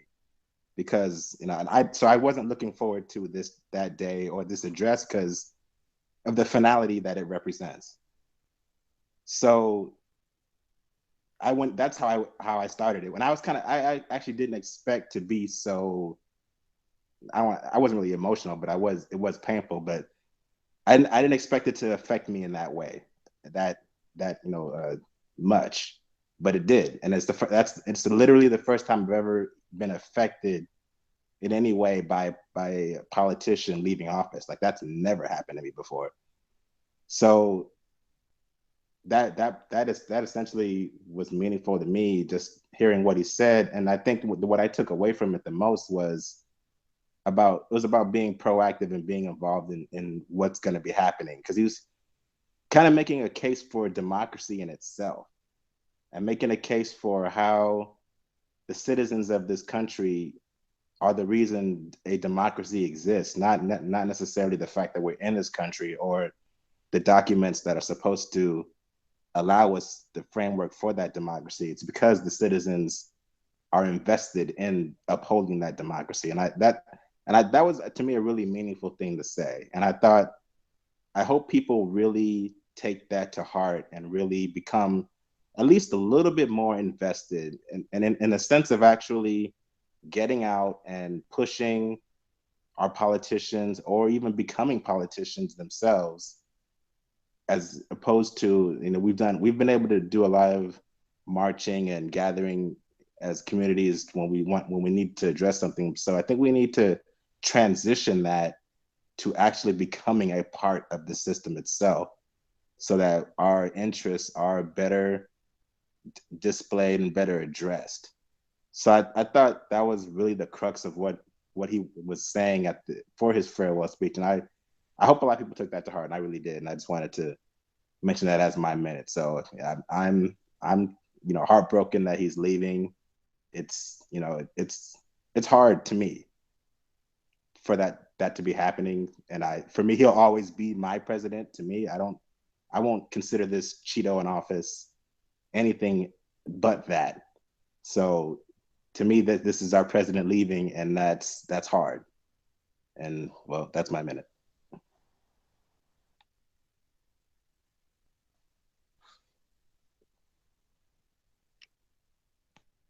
Well, that was very well said. My minute is on. It came out a few months ago, but it really hit this week. A trailer was released for a British series called Urban Myths, and the actor Joseph, I don't remember if it's Fiennes, whatever. I remember when the news came out a few months ago that he was going to be playing Michael Jackson, and I couldn't understand why they would honestly believe that anyone would honestly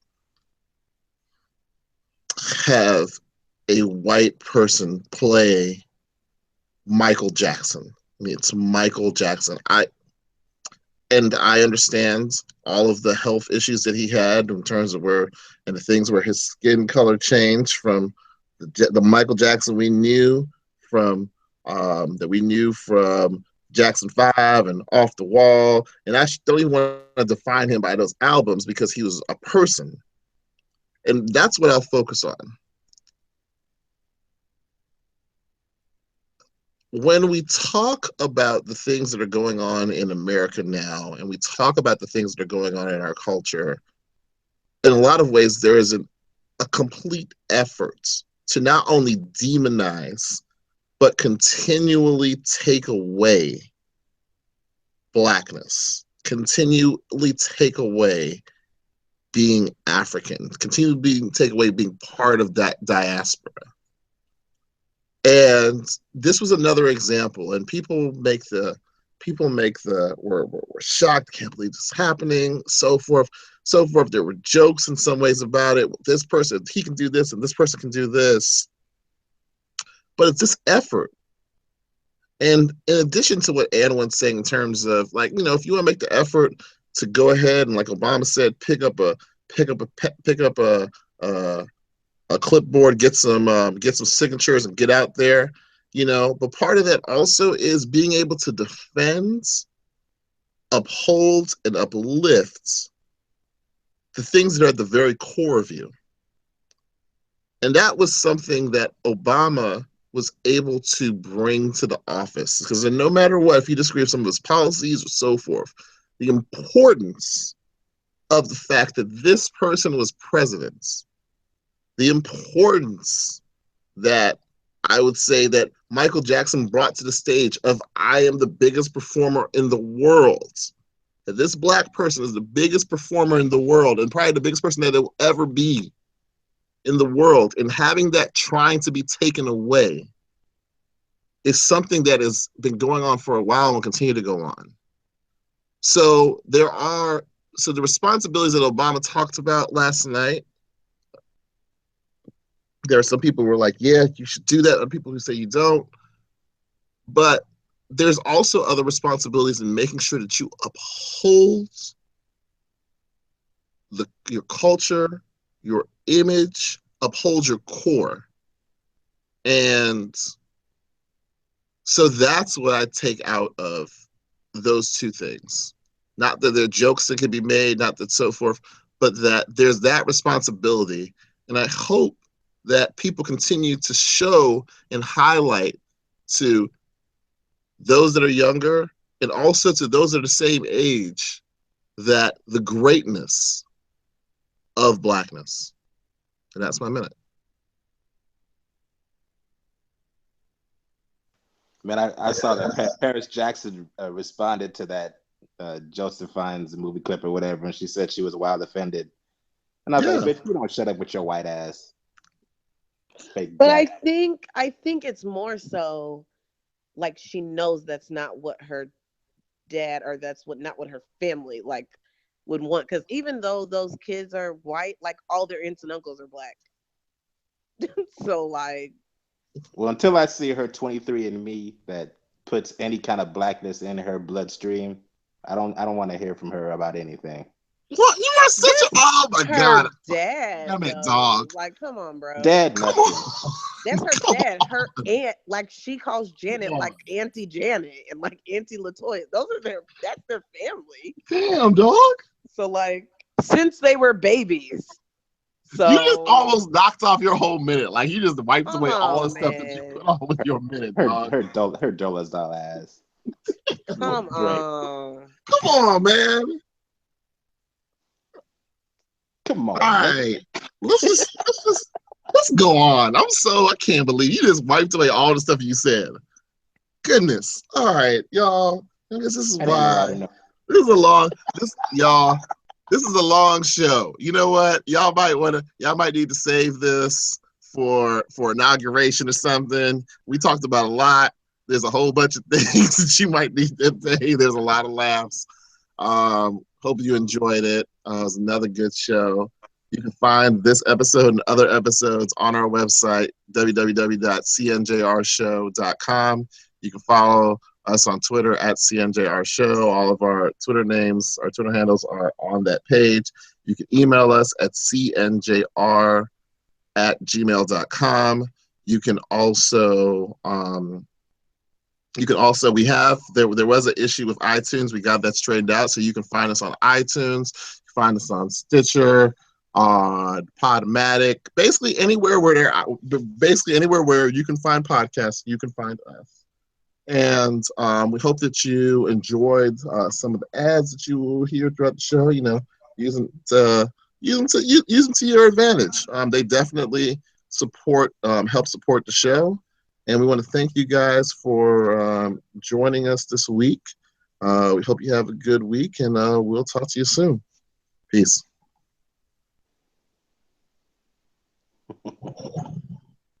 You are so come at Michael Jackson's kids. Seriously, dog. That ain't his kid. That's another white girl that would be mad if a black guy wasn't interested in her. Wow. You know. Wow. Come on, y'all. I bet she got the same text screen with a disinterested black man. It's like, I cannot believe. Don't you know I'm a Jackson? We don't know Jackson. Oh God. Oh my God. You have nothing. Your soul. Listen, I am so happy for Olivia. I'm so glad for the Twinfit's sake. That makes me sad. I'm so glad for the Twinfit's sake that you are not a single father. I'm so glad. Wow. She just can't speak on her dad? Damn. Her what? Shit. Like I said, everything that you said, you just basically a hint of melanin in that bloodline, and I will recant. But there ain't a sniff. There isn't a no amount of melanin in that blood, and wow. Jackson, as far as I'm concerned, not a sprinkle, nothing. That's just I honestly don't know how if I've been disappointing you in a lot, dog. So many. But somehow you find new ways for me to for that bar of disappointment to be like, damn, I don't know how you do it. It's your special power. I don't know how you do it. It's a gift. It's a gift. All right, y'all. Well, all right. Take my NyQuil and take my ass to bed. Yeah. Y'all be easy. I'll put this on drive soon. I'll have to work on it tonight. Wow. All right. Wow. All right. All right, you guys. Good night. Peace. All right, peace.